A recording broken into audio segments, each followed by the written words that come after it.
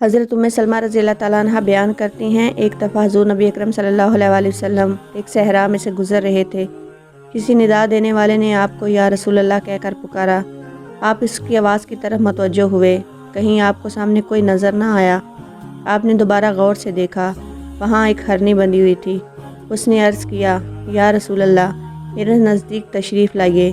بس آپ اس کے قریب ہوئے اور اس سے پوچھا، تمہاری کیا حاجت ہے؟ اس نے عرض کیا، اس پہاڑ میں میرے 2 چھوٹے چھوٹے نومولود بچے ہیں، بس آپ مجھے آزاد کر دیجئے، میں جا کر انہیں دودھ پلا سکوں، پھر میں واپس لوٹ آؤں گی۔ آپ نے پوچھا، کیا تم ایسا ہی کرو گی؟ اس نے عرض کیا، اگر میں ایسا نہ کروں تو اللہ تعالیٰ مجھے سخت عذاب دے۔ بس آپ نے اسے آزاد کر دیا۔ وہ گئی، اس نے اپنے بچوں کو دودھ پلایا اور پھر واپس لوٹ آئی۔ آپ نے اسے دوبارہ باندھ دیا۔ پھر اچانک وہ عرابی جس نے اس ہرنی کو باندھ رکھا تھا متوجہ ہوا اور اس نے عرض کیا، یا رسول اللہ، میں آپ کی کوئی خدمت کر سکتا ہوں؟ آپ صلی اللہ علیہ وسلم نے فرمایا، اس ہرنی کو آزاد کر دو۔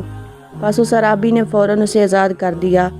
وہ وہاں سے دوڑتی ہوئی نکلی اور یہ کہتی ہوئی جا رہی تھی، میں گواہی دیتی ہوں کہ اللہ کے سوا کوئی عبادت کے لائق نہیں اور آپ صلی اللہ علیہ وسلم اللہ تعالیٰ کے آخری رسول ہیں۔